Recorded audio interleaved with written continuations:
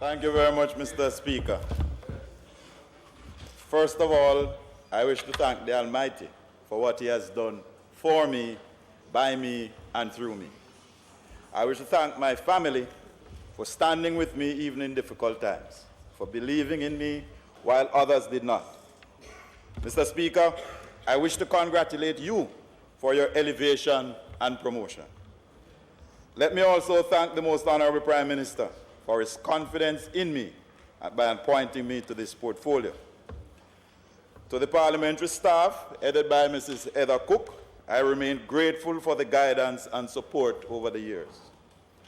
To my Minister of State, Senator Pernell Charles Jr., a bright, thoughtful, and resourceful young man whose assistance has been invaluable.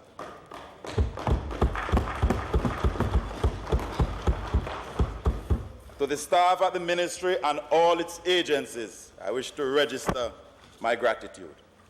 To my personal security team, headed by Inspector Heron, Sergeant Blackwood Taylor, and Constable Malcolm, and the section in St. Mary headed by Corporal King, I also would wish to put on record my gratitude for their work. May I also, however, Mr. Speaker, state my heartfelt thanks to my driver and sometimes my only companion, Mr. Ralston McKinley, better known as Jimmy. He has been with me every step, even when the roads were rocky and when the hills were steep. Jimmy was there, and I wish to place on record my gratitude.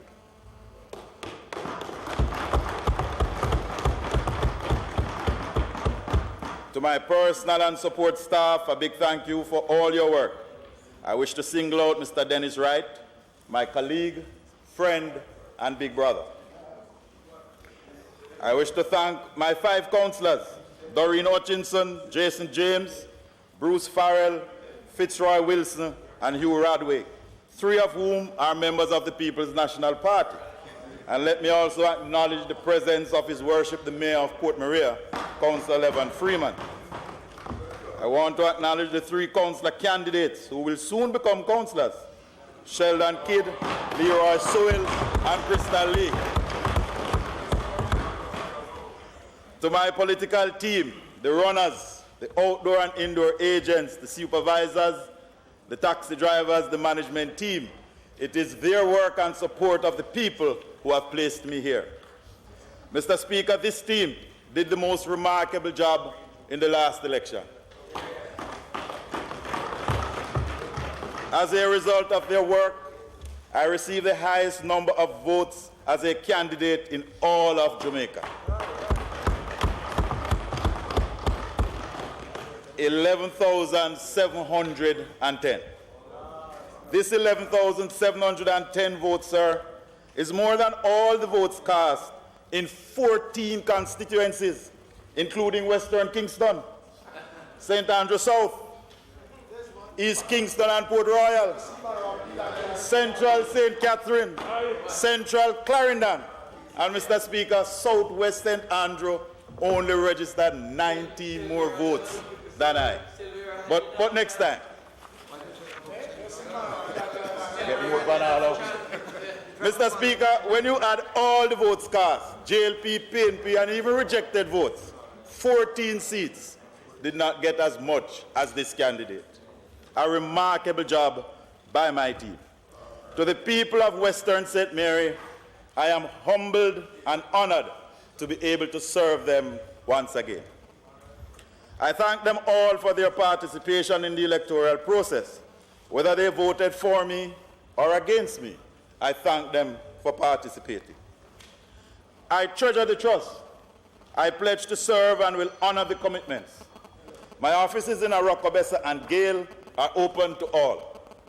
I am the Member of Parliament for all the citizens of Western St. Mary.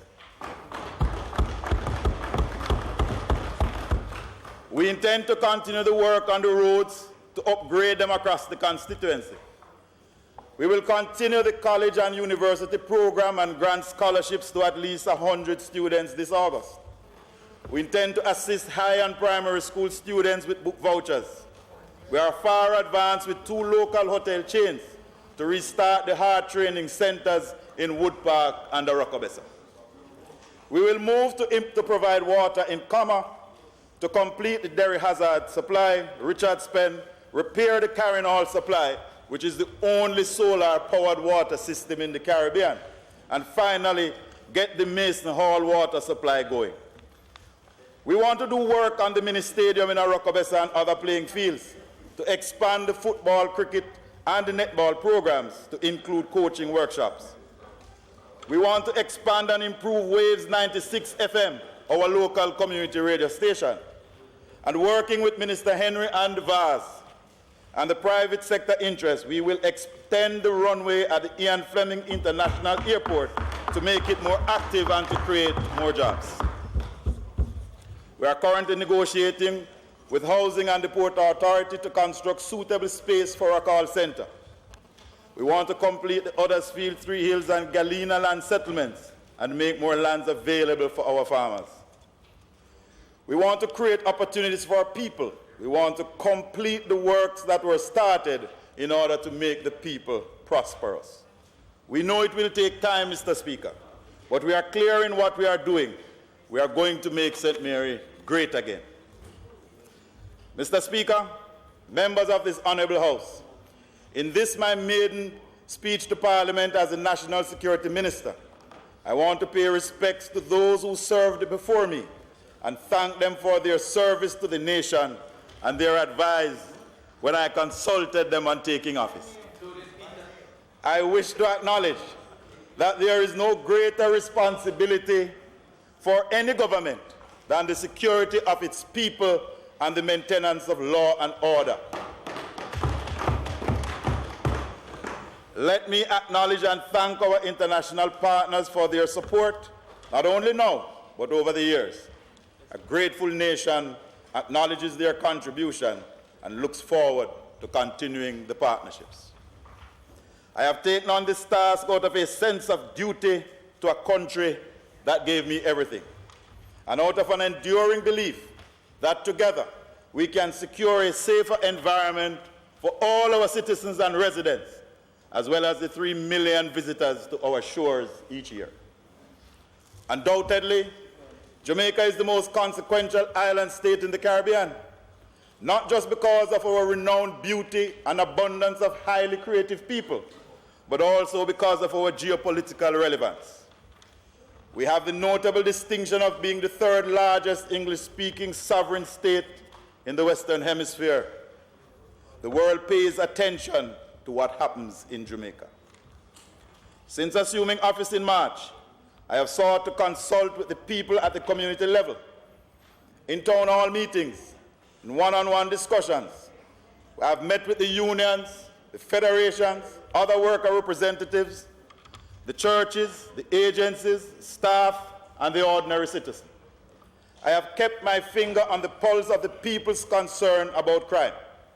Let every one of you in this honorable house and across Jamaica, I am fully seized with the national security challenges we face.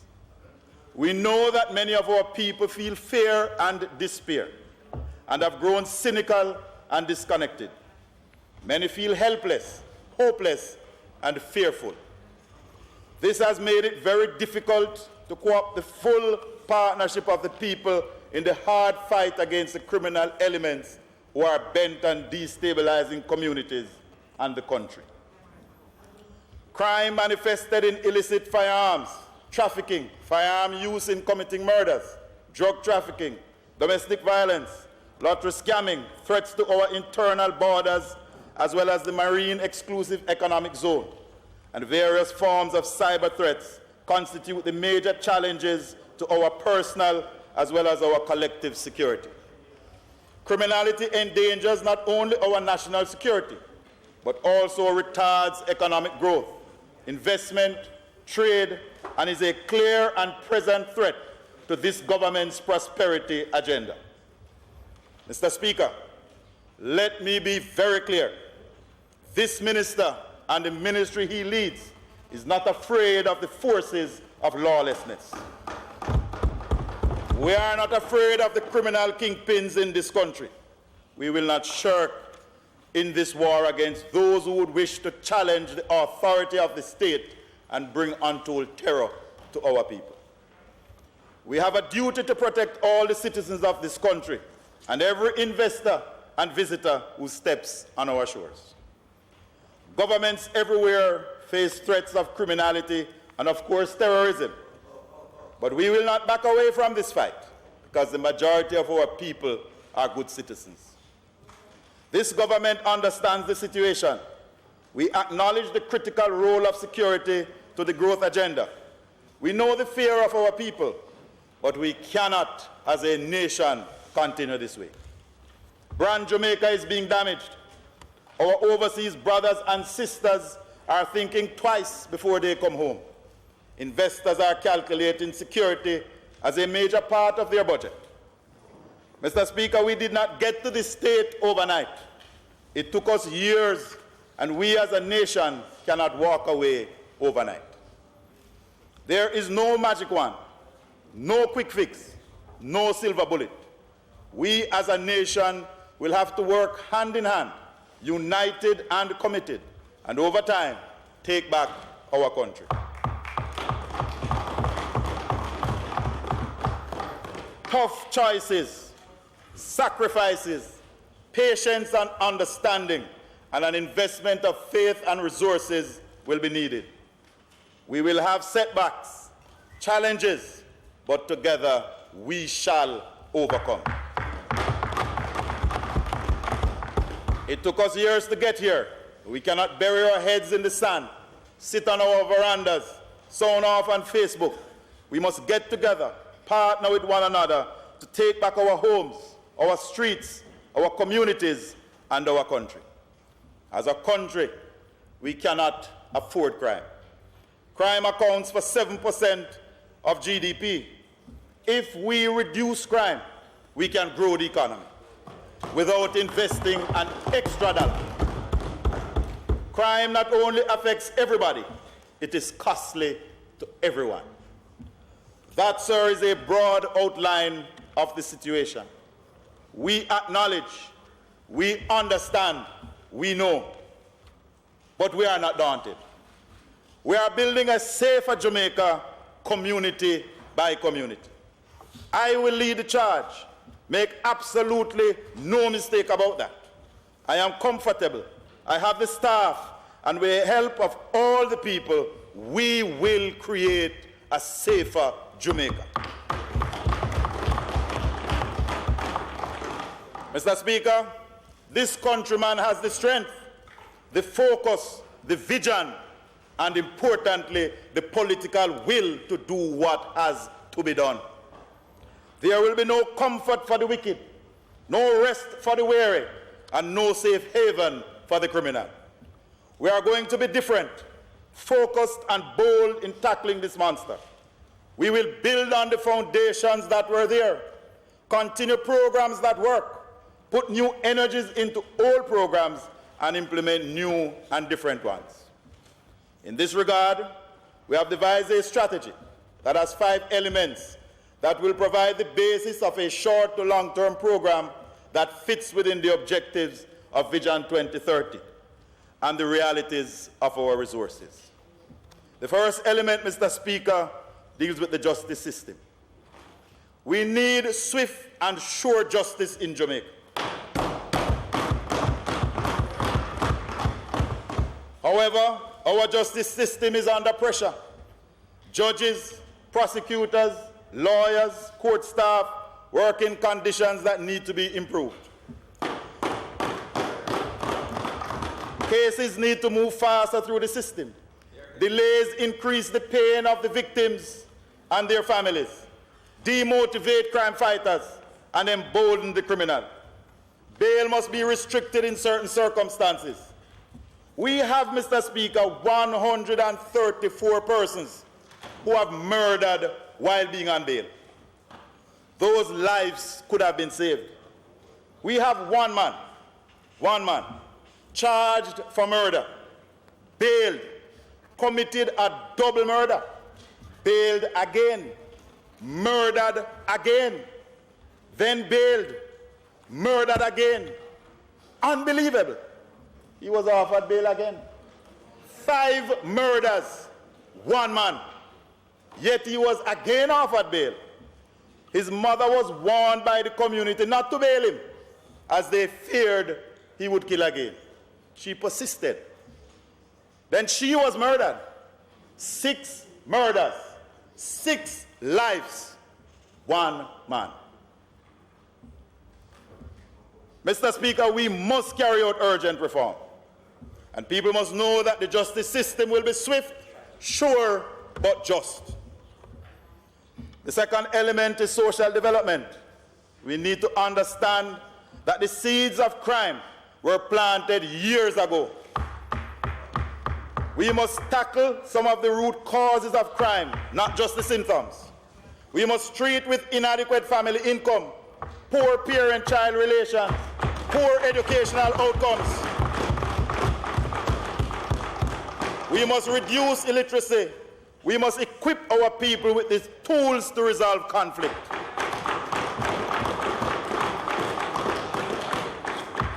We have become coarse, uncouth, selfish. Good manners, it seems, have gone on vacation. Our values and attitudes are questionable. Mr. Speaker, 37% of our murders are a result of domestic violence. People murdering people they know. Murder over simple things, a little argument, family disputes, cell phones, even $20. We need to be kinder and gentler as a people.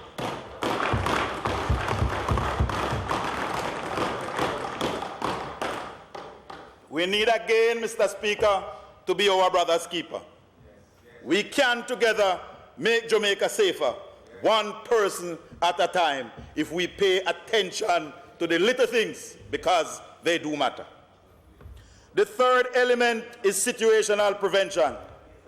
How to change the current situation, reducing opportunities for crime, and give our people hope. Hope for today and a greater hope for tomorrow. New communities must be properly planned and older ones upgraded over time. Communities must have roads so that the ambulance, the garbage and the fire truck and the police car can go in and out safely. We must move to improve the housing conditions of at least 40% of our people who live in unplanned settlements. People must have proper names and addresses that must be known. Too many times, Mr. Speaker, you hear that is Zube, do the thing. Where Zube live? Down the lane. Which lane? Big lane. Who is Zube? Pinky boy. Which Pinky? Big Pinky or little Pinky? Nobody have any name? National registration.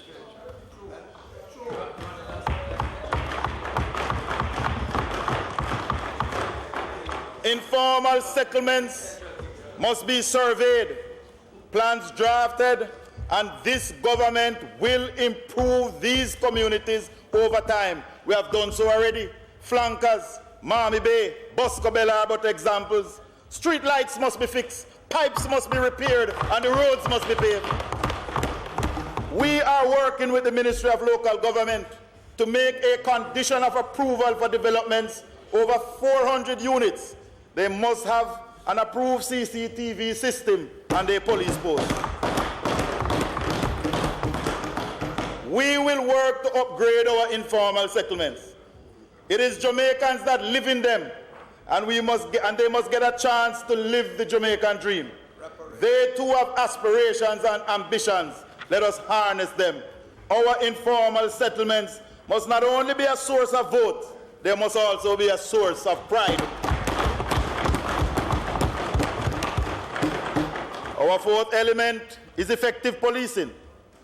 A community-based approach to policing is essential if we are to restore yours, Mr. Speaker, and the people's trust and confidence in the Jamaica Constabulary Force. Respect for human and constitutional rights is the surest foundation for effective policing, along with improved investigative techniques. We have already engaged our custodians to strengthen the existing parish consultative committees and to establish ones where there is none. We intend to launch a consultative committee in every parish and for every police station We will utilize this cadre of people to assist in reducing domestic-related violence. The JPs, the business people, the churches, principals, and civic-minded citizens are essential. We intend to increase the neighborhood watches and youth clubs.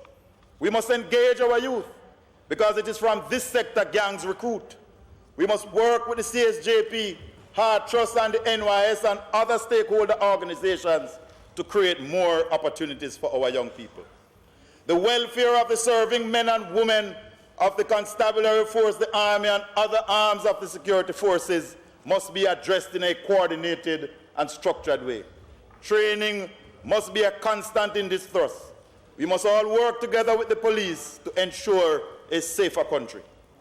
The fifth and final element is rehabilitation and redemption. We must redirect our inmates from a path of crime. We must audit the inmates. We must put them to work, educate them, and impart a skill. We must improve the working conditions and terms for our correctional officers. We must create a proper registration and processing center for deported persons and provide the access to the social services for them. This, Mr. Speaker, this broad-based program is all-encompassing, long-term, and it is within this context that we will move forward to create a safer Jamaica, one community at a time. Mr. Speaker, having acknowledged the situation, outlined a broad strategy, let me now move to some initiatives we are pursuing. But, Mr. Speaker, let me warn you, sir, I will not be going into too much details, as in seeking to inform you and the citizens, we are also informing the criminals. And I have no intention of doing so. But I have a responsibility to assure you, sir, and the citizens, the farmers, the taxi driver, the helper, the teacher, the businessman, that we are aware of the situation and we are taking the necessary steps to correct it. However, sir, let me once again express my sincere sympathy to the people of Orlando and by extension the government of the United States for the horrible murder of 49 persons a few weeks ago. We as a people have always supported our neighbors in times of crisis. We mourn with the people of Paris, Brussels, Nigeria, Kenya, Turkey, Bangladesh, Iraq, and recently Saudi Arabia as they deal with the aftermath of terrorism. We mourn with the families who have lost loved ones. Jamaica is not immune from terrorism, and we will increase our vigilance in this respect. Mr. Speaker, much has been said about the West Kingston Commission of Inquiry report. This government congratulates the commissioners, the majority of the members of the security forces who had to restore law and order when the state was threatened. The people of Tivoli Gardens who displayed courage in coming forward to testify. They have demonstrated a confidence in the system, and we thank all who worked, assisted, reported, or testified. Recommendations were made, and we are moving swiftly to address them. We owe it to ourselves as a people so to do. The JDF has already moved to review the use of force and the weapon system policy. The Jamaica Constabulary Force acknowledges that some members failed to follow established procedures and protocols. The police has in large part, since May 2010, been working on improving the general performance of the force, and indeed have gone further and deeper than the recommendations of the West Kingston Commission. The use of force policy is being revamped. A pilot project for body cameras was done, and it will be implemented before year end. The Inspectorate of Police has been reorganized and is working to ensure adherence to established protocols. Indeed, Mr. Speaker, a memorandum of understanding is to be signed soon with Indicom to agree and establish the way forward how the police and Indicom will work together. This is an important breakthrough, a positive step. Indicom and the police must work together, not against each other. They have worked long and hard for this protocol, and I wish to commend both Commissioner Terence Williams and Dr. Carl Williams for sticking to the job at hand and for recognizing that it is for the Jamaican people they work and not individual organizations. The MOU will detail the steps to be taken by both as they engage, investigate, and treat with each other. Mr. Speaker, I will now detail as much as I can some of the actions we are pursuing in order to protect our borders, minimize the terrorist risk, reduce crime, and grow the economy. We want to assure you that we are treating with the situation, but we cannot and will not go into too much detail. However, we are going to be putting in place a broad-based committee headed by Dr. Orville Taylor to involve representatives from civil society, the media, trade unions, academia, and other sector interests.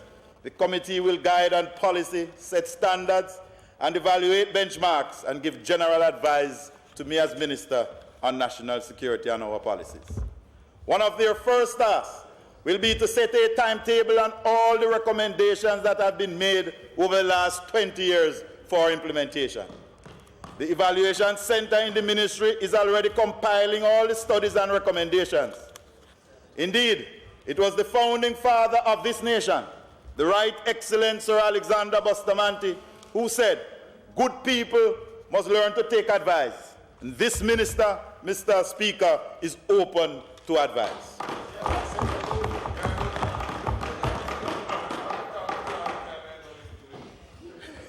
Many people believe that the Minister of National Security alone can solve Jamaica's crime problems. Mr. Speaker, that's a myth. We all must solve it. Together we can. I will lead, we will triumph in creating a safer Jamaica. Let me be very clear. This minister and no other minister can lawfully direct the police, cannot transfer a police officer, and cannot promote a police officer. The minister cannot interfere into the operations of the force, or the army for that matter. The law gives that right to the Commissioner of Police. It is the Police Services Commission that promotes gazetted officers. That's our law. It was passed to take politics out of the operations of the force.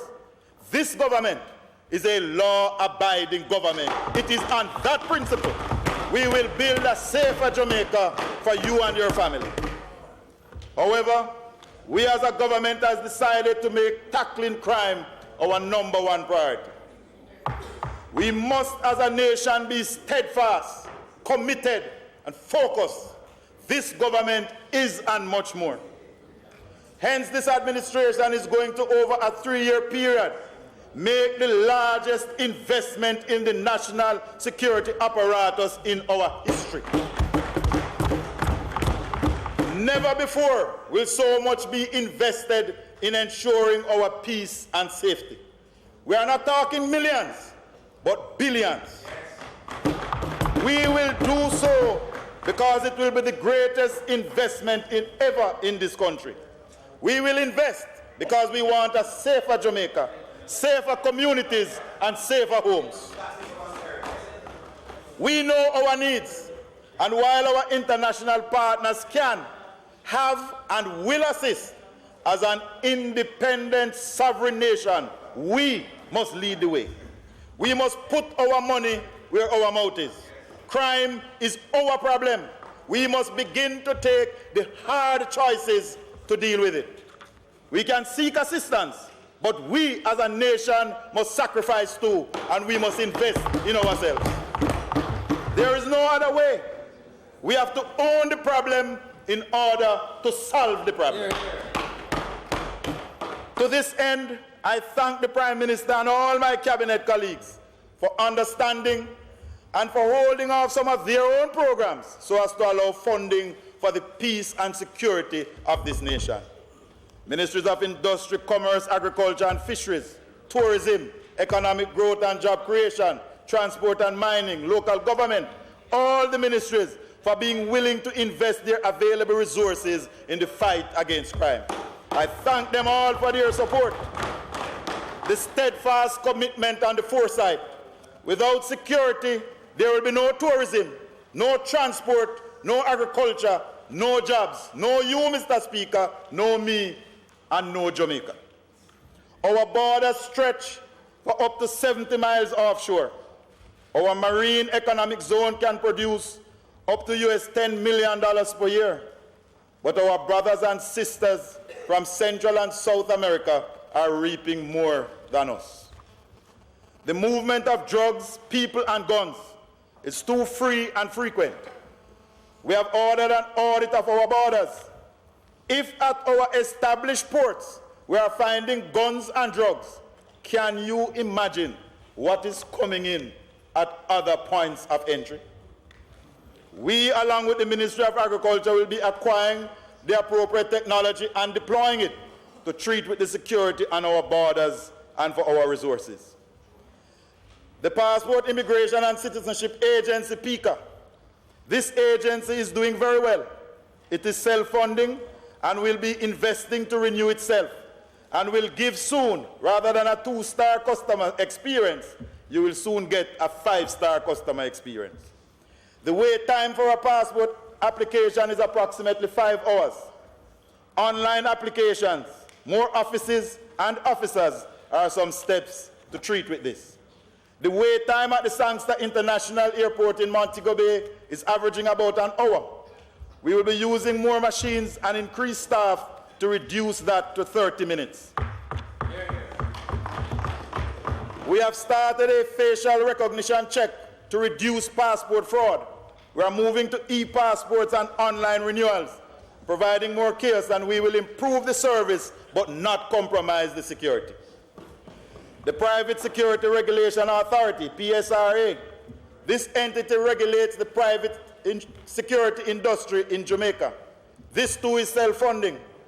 In a meeting with some of the players recently, the need for reform was underscored. We must address the terms and conditions of our serving 25,000 security guards in Jamaica. You can register and be licensed as a security guard, do the duties as a security guard, but collect the pay of a watchman. That cannot be right.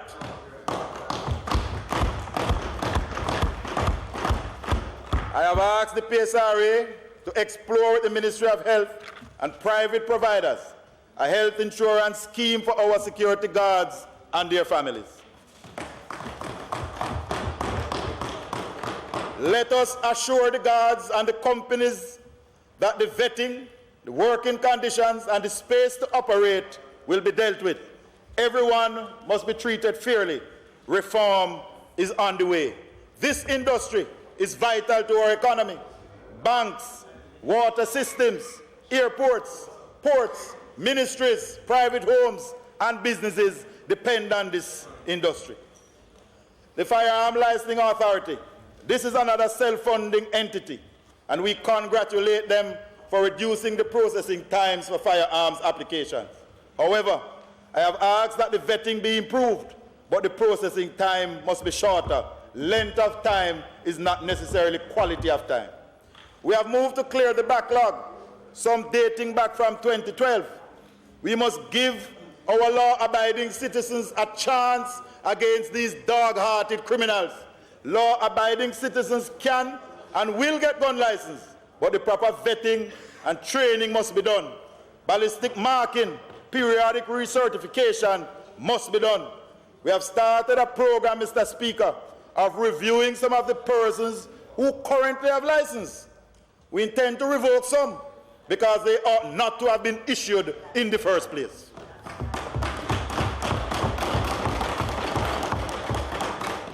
We intend to establish a national polytechnic and security, a university college. This entity will seek to have all courses and training programs accredited by the University Council of Jamaica. As such, the Carl Rattray College, the Police Training Academy, the JDF Immigration and Security Guards will have their training certified and will be on a path for continuous and higher learning. So the police officer or the soldier or the correctional officer, when they are finished with their basic training, they will be assigned academic credits And as they do other courses, they will receive further credits so that over time they will qualify for a diploma or an associate's or even a bachelor's degree. They will also get credits if they attend other approved institutions to add to what they have. We must invest in our own people and give them a chance to earn while they learn. We are truly changing lives at the Department of Correctional Services. We are moving to audit all inmates so that no one is lost in the system.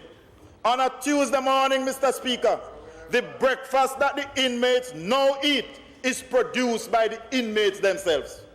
Eggs and callaloo is what we started with. And as production ramps up, more days will be added. We will soon partner with the College of Agriculture, Science and Education, CASE, to provide small hydroponic systems for production where space is limited. Our prisoners must work. They must contribute to society and ease the burden on the taxpayer. They are not at a hotel, they are in a prison. They must learn to read and write and learn a skill. We are going to ensure that we arm them with the skills not to return to prison.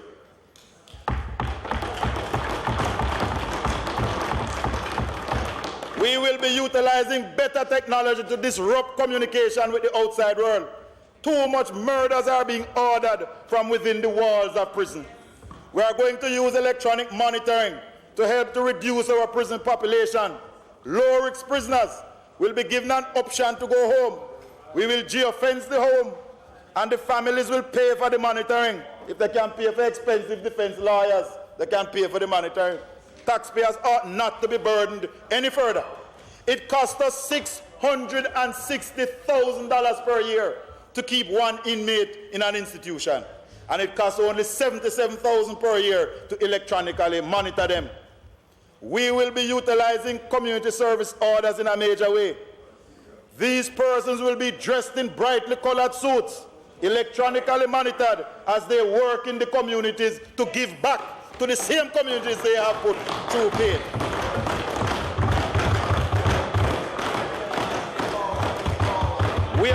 We are relocating low and medium risk inmates in order to break the chain.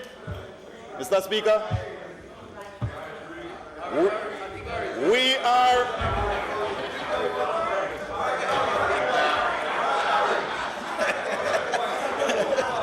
I said an appropriate color. I will allow you to choose it. We are relocating low and medium risk inmates in order to break the chain of hardened prisoners from passing on their skills and craft or sending messages out. The reclassification, relocation, and electronic monitoring will help to reduce the prison population, thus allowing us to close sections of Tower Street and the St. Catherine Adult Correctional Centers which are deemed unsafe. The JDF is Jamaica's defense force, and we salute those who serve and praise the Army for its role over the years. Mr. Speaker, we have had to quickly move to redesign the JDF website, as the amount of traffic from certain countries gave us cause for concern. We will not advertise our abilities or capabilities. When you run up in the Jamaican Army, then you know you run up in the best there is. We intend to modernize the Army with new equipment and technology, increase its ranks, more training, and reorganize the cadet force. As a matter of fact, sir, we have just acquired a training aircraft for our cadets, and I thank Airman Victor Beek for his tenacity in this regard and truly salutes him. We commend the work and worth of MOCA. We intend to bring to Parliament in short order the MOCA bill, so you are satisfied, my colleague. This will in effect make MOCA a standalone agency.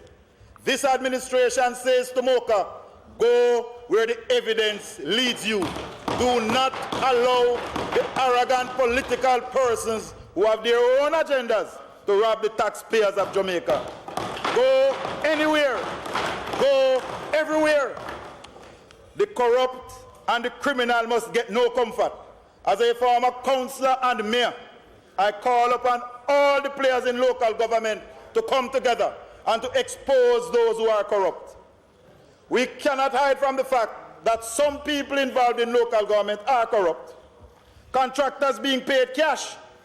All of a sudden, some parish councils no longer paying check. Senior staff have made no anti-corruption returns. Work not being done is certified and paid for. One set of people getting rich while the drains are clogged and the roads need repair and the garbage not being collected. I say to Mocha, if the evidence leads you to one parish council, go. If it leads to 2 parish council, go. If it leads to 3 parish council, go. If it leads to all parish council, go. I say to the people who keep collecting money and don't do any work, stop it. Get in touch with Mocha before Mocha get in touch with you. Mr. Speaker, I wish to thank our international partners for the tremendous role they have played in Mocha's formation, gestation, and growth. The Jamaica Constabulary Force. This is Jamaica's and the Caribbean's best police force without apology. Yes, there are a few bad eggs, but we have survived over 100 years as an organization, and that is commendable. We salute the members of the force who only want to serve their country and create a safer Jamaica. For those who have fallen, a grateful nation says thanks for your service and to your families. You were pursuing a safer Jamaica, and we will not allow you to die in vain. Mr. Speaker, the police force, as Chris Martin sings, is a big deal, a really, really big deal. However, a young constable reminded me recently that in order to continue to be a big deal, he and his colleagues must take Rihanna's advice and work. That is why this government has underscored the independence of the Commissioner of Police and giving him a free hand to run the force. We have confidence in Commissioner Carl Williams at this time.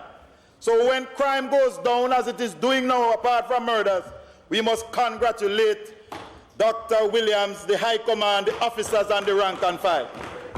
We must, however, tackle murders, as this is the index that Jamaicans use to measure how safe they are. We have started to invest heavily in our intelligence network for the police and the army. We have increased the mobility, we will increase the mobility of the police using pre-owned motor vehicles. The advertisement for tender will be published later this week. We'll be rolling out more mobile stations. We are repairing police stations, especially lockups, in order to ensure that proper ventilation is available in the cells.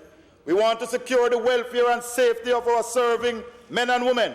Hence, more bulletproof vests and protective equipment will be issued. Better working conditions are coming. I have visited many stations, including Williamsfield, seen some needs and have addressed them, and shortly will be delivering on the commitments for others. The promotion policy is being reviewed. Existing and established standards must be kept. Some district constables will be sent back to the district, and we'll put more police on the streets. District constables and the JDF 3JR pension system is back on the agenda. Policemen and women must now be physically fit, as fitness will be a part of a biannual medical that will be done. We will be investing in the medical services branch so that the JCF and not the individual member pays for this medical. In addition, we will be at the area level establishing gyms for a start.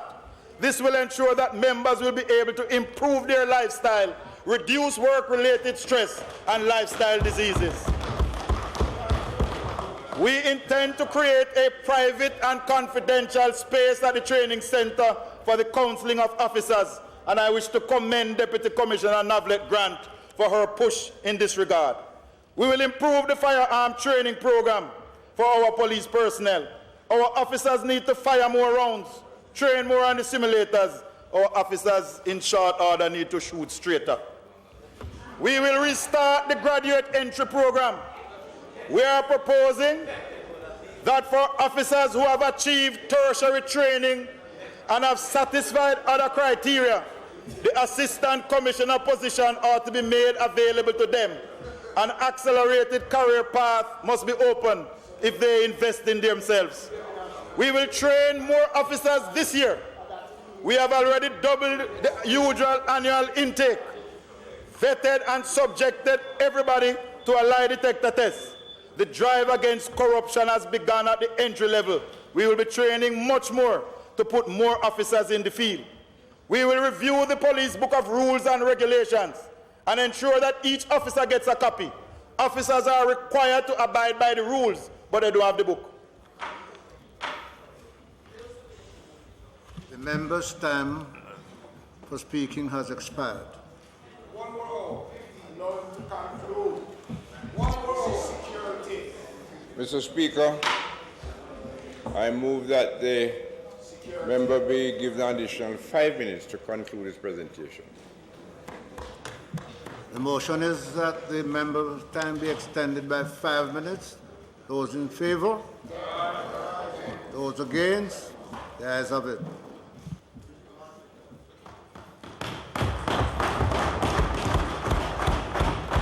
Mr. Speaker, I wish to thank you and my colleagues for your kindness. We are pursuing and will be purchasing shortly dogs from Cuba to help with tracking, search and rescue and the fight against drugs and weapons. Today, I wish to announce 10 scholarships valued at $100,000 for the children of slain or injured security officers tenable at tertiary institutions. The Police Federation, the United District Constables Association, the Police Officers Association, the Correctional Officers and the JDF will make the recommendations. A major initiative aimed at our at-risk youth will soon be rolled out along with the churches and non-government groups in St. James and then in other areas, and we will offer them our full support. The use of technology will be increased in all aspects of policing. New energies and resources will be placed in the anti-lotto scamming activities. Jamaica, Mr. Speaker, cannot afford lotto scamming. Too many guns, too many broken homes, too many broken families. We cannot afford it. A national CCTV system is coming, where businesses and private homes can purchase their own cameras and be a part of the system. We will give the standards of the cameras, and people can purchase their own and become a part of this national CCTV system. More non-lethal weapons will be deployed. Mr. Speaker, a national conference on citizen safety and security will be held later this month in Montague to give the ordinary Jamaican a say and to appraise them as to how they can be a part of the solution. A multidimensional saturation program will start within 3 weeks to get Jamaicans to resolve conflicts peacefully. We will call on all well-thinking persons here and abroad. We will utilize all aspects of media. We ask for full cooperation. We intend to ask our brothers and sisters overseas to help us with their ideas, their skills, and resources. We are moving to engage retired policemen and women, business people, and civic-minded Jamaicans on a voluntary basis to become special district constables. We will be utilizing the database at the FLA to invite licensed firearm holders who have already been vetted, trained, and certified to join this corps of volunteers who will be ensuring a safer Jamaica. Retired Assistant Commissioner of Police Errol Strong has agreed to coordinate this effort. We will be increasing the number of vehicles that will be converted to use LPG. We are seeing a 60% saving on the use of petrol by switching. More training will be undertaken in the laws emphasizing on lottery scamming and intellectual property. More assets will be placed on getting the guns off the streets. The signs are encouraging so far. Over 50 guns have been taken off the streets in 4 weeks. And that is why, member from Central Manchester, we need to get the police officers out of the family court and onto the streets. Taxpayers never paid to train them to be answering for maintenance orders. They were trained to be on the streets, keeping the peace and collecting the guns. The use of more cordon and search, checkpoints and foot patrols we will be simply occupying public space. We are working with the Ministry of Transport for the Road Traffic Act and a system of identifying which parish a vehicle is from. Plus, owners will soon be asked to verify the address on their license and on car registration. Too many times, addresses turn out to be open lots or cemetery. Over a specific time, you will be asked to take in a bill and a letter from a JP. If the address is wrong, the JP will have to fine you, because JPs must only certify who they know. We will monitor our exit and entry points to towns and cities. Mr. Speaker, the Army has been deployed to work with the police in Montague Bay and in 3 other areas. Mr. Speaker, I wish I could tell you the whole story, but I can't. But rest assured, and the people must be reassured, that crime is getting our full attention. Mr. Speaker, but there is one thing I want the whole world to know. Detection is the greatest deterrent to crime. The police are targeting a 60% clear-up rate for murders. We intend to help them to go further. We are strengthening the investigative abilities of the force, making them more mobile, increasing training, and treating with this bail issue. Because the gun is featured in the majority of our crimes, we must give it special attention. In that regard, we will seek to have an increase in the mandatory minimum sentences for gun crimes, trafficking, and possession, escalating depending on the type of weapon. The minimum should only be reduced by the plea bargaining process. We will seek to have all gun murders classified as capital murder. We will seek this year by better application of the plea bargaining law to reduce or eliminate the penalty if credible information is given in order to retrieve a gun or disrupt the trade. We want to create a wedge between the community and criminals who possess guns. In that regard, increased monetary rewards will be offered for information. Psychology and soft talk can't get through to these dog-hearted fellows. The victims and their families have rights, and we will engage the communities not to glorify the criminals. But, Mr. Speaker, we know all of this cannot work unless we catch them. And catch them we will. Criminals must think twice before they act. Some sections of Jamaica, Mr. Speaker, especially West and in particular Montego Bay, has been making the news recently. I say to the people, fear not, because the steps are being taken. You have seen some positive steps already, and more is to come. Our intelligence network has been greatly enhanced in Western Jamaica. We will be expanding Mocha West. A mobile reserve West will be established. Additional training space will be created in Western Jamaica. A Coast Guard base will be established in Montego Bay. The amount of officers in Western Jamaica will be significantly increased. I seek the citizens' cooperation and understanding.